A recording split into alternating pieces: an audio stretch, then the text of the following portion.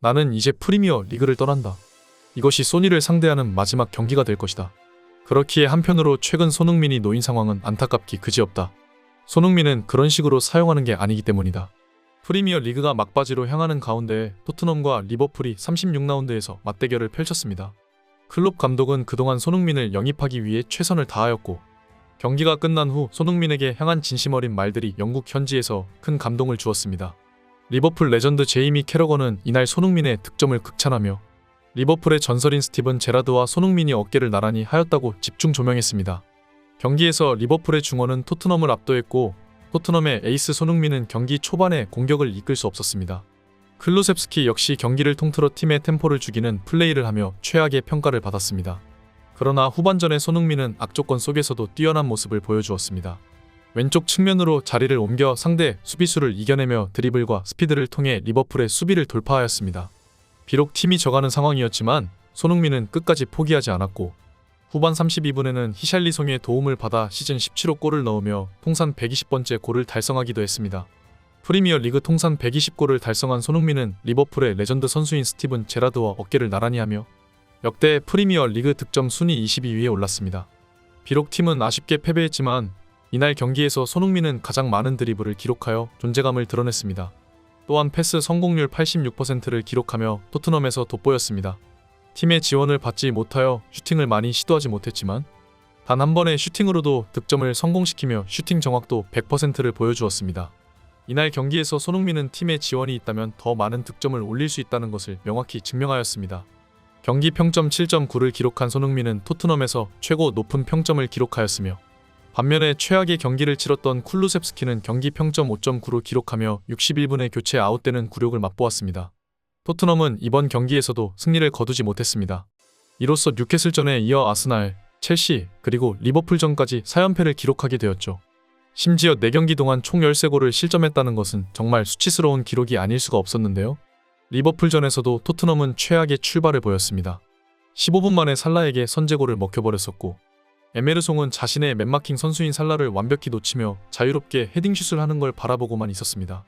또한 44분에는 살라의 슈팅이 비카리오 골키퍼에게 막혔지만 토트넘 선수들은 세컨볼을 향해 달려가는 로버트슨을 바라만 보며 두 번째 골을 내주게 되었습니다. 이날 토트넘의 오합지졸한 수비진들은 정말 프리미어 리그 역사에 남을 정도였습니다. 후반전에는 토트넘이 심기일전에서 나왔지만 후반 시작 4분 만에 다시 학포에게 헤딩골을 얻어맞았고, 핵심 수비수로 평가받던 로메로는 심지어 공중볼 경합에서도 밀리는 바람에 제대로 수비를 할 수 없었습니다.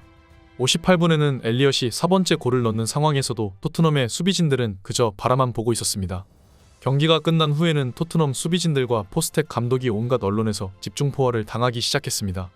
리그 전반기 가장 자랑스러워했던 포백라인이 실제로는 강등권팀의 수비보다 못한 것이 드러난 것이었죠. 또한 포스텍 감독은 고집스러운 전술로 다시 한번 전술 싸움에서 클롭 감독에게 완패했으며 벌써 몇 달간 지속되고 있는 문제점을 해결할 능력이 없어 보였습니다. 이런 상황 속에서 토트넘은 큰 변화와 개선이 필요하다는 것을 인정할 시점에 다다른 것 같습니다. 또한 경기 도중 로메로와 에메르송이 언쟁을 벌이며 팀원들끼리 몸싸움 직전 상황까지 이어졌던 것은 참으로 토트넘 팬들의 얼굴을 낯뜨겁게 만드는 부끄러운 순간이었습니다. 영국의 한 전문가는 오늘 경기를 지켜본 뒤 토트넘을 향해 부끄러운 팀이라고 불렀습니다. 그러나 이 중에서 손흥민과 히샬리송만큼은 박수를 받을 만한 자격이 있다고 말했는데요. 최근 몇 경기 동안 지속되었던 패배 속에서 유독 손흥민 선수를 향한 비난이 많았습니다. 하지만 이는 조금만 생각해보면 참으로 어이없고 뻔뻔한 주장이 아닐 수가 없습니다. 경기를 지켜봐도 토트넘의 진짜 문제점은 손흥민이 아닌 다른 곳에 있는데, 리그에서만 17골 9어시를 기록하며 팀을 강제로 견인하고 있는 손흥민을 문제로 삼는 것은 믿기지가 않는 반응입니다. 이는 마치 과거 메시가 월드컵 우승에 실패했을 때 아르헨티나 언론들에게 집중포화를 받았던 것과 비슷합니다. 원래 팀 내 핵심 에이스 선수이자 주장은 항상 경기 결과에 책임에서 자연스레 가장 먼저 지목당할 수밖에 없는 운명을 떠안고 있기 때문인데요. 하지만 최근 토트넘 현지 팬들이 손흥민을 보고 다음 여름 이적 시장을 앞두고 몸을 사리고 있다며 태업 논란을 부추긴 것은 참으로 저열한 행위였습니다.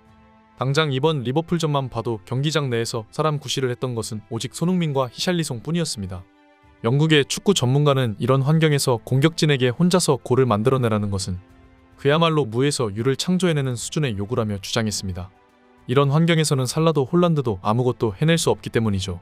토트넘의 후방 빌드업 시스템을 보면 최전방까지 공이 연결되기는커녕 미드필더를 거치지도 못합니다. 기본적으로 포스테코글루 감독의 전술 짜임새가 매우 형편없고 토트넘 수비진들의 조직력은 엉망이라 전진 패스조차 넣지 못하죠. 공이 계속 뒤로 헛돌기만 하기 때문에 결국 비카리오가 멀리 걷어내지만 이내 상대 센터백의 헤딩 커트에 막혀 다시 공소유권을 내줄 뿐이었습니다. 토트넘은 지금까지 손흥민이 활약할 수 있는 환경을 전혀 만들어주지 못했습니다. 그러나 히샬리송 투입 이후 이에 대한 힌트를 찾은 듯이 보였는데요. 교체 이후 손흥민이 본격적으로 살아나기 시작한 것이죠. 손흥민은 70분까지 볼을 많이 만지지 못했습니다. 하지만 히샬리송이 들어간 이후 손흥민 선수에게 공간이 만들어지자 그제서야 진짜 실력이 나오기 시작했는데요. 히샬리송이 중앙으로 이동하고 손흥민이 왼쪽 윙포워드로 위치를 옮겼던 만큼 손흥민 선수를 향한 수비수들의 맨마킹은 헐거워졌고 또한 공격수 한 명 더 추가로 늘어난 만큼 리버풀 수비진들의 좌우 간격도 넓어지고 이로 인해 토트넘 공격진들에게 더 많은 공간이 할당되기 시작했습니다. 그 결과 히샬리송은 71분 빠르게 만회골을 기록했고 76분에는 손흥민 선수가 박스 안에서 히샬리송의 패스를 받아 두 번째 만회골을 기록했습니다.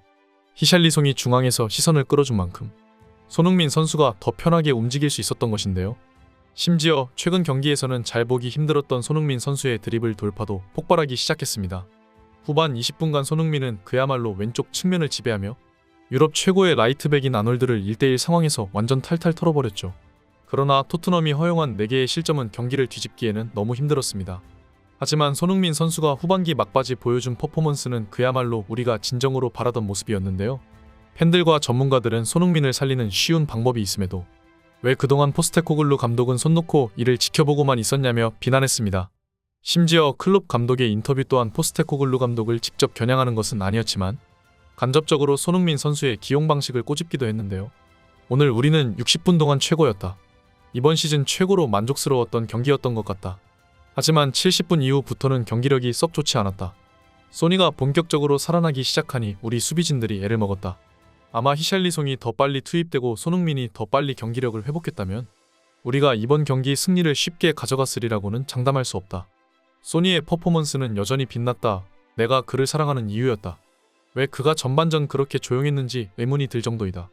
이제 프리미어 리그에서 소니와 마지막 대결을 치루었는데 마지막으로 그의 환상적인 경기력을 지켜볼 수 있어서 기뻤다고 전했습니다. 실제로 포스텍 감독이 손흥민을 고립시키는 전술만 쓰지 않았어도 이번 리버풀전은 물론이고 최근 한 달간 연달아 이어진 패배들에서 토트넘은 다른 결과를 얻을 수 있었을지도 몰랐습니다. 클롭 감독도 손흥민 기용 방식을 간접적으로 지적했을 만큼 포스텍 감독의 용병술과 개인 전술은 형편없다고 볼 수 있죠. 이는 다음 여름 이적 시장 손흥민이 이적을 선택하게 되는 주요한 이유 중 하나일 것입니다. 전반기까지만 해도 손흥민 선수는 포스텍 감독을 믿었으나 한 시즌을 온전히 치르고 나니 그가 콘테와 다를 바 없는 졸장이라는 것을 깨닫게 되었기 때문이죠. 팀이 힘든 상황 속에서도 클래스를 보여주는 손흥민 선수는 여전히 대단하기만 합니다. 다음 시즌에는 더 많은 지원을 받을 수 있는 팀으로 이적했으면 좋겠네요. 항상 영상 시청해주셔서 감사드립니다. 구독과 좋아요는 영상 제작자를 춤추게 합니다.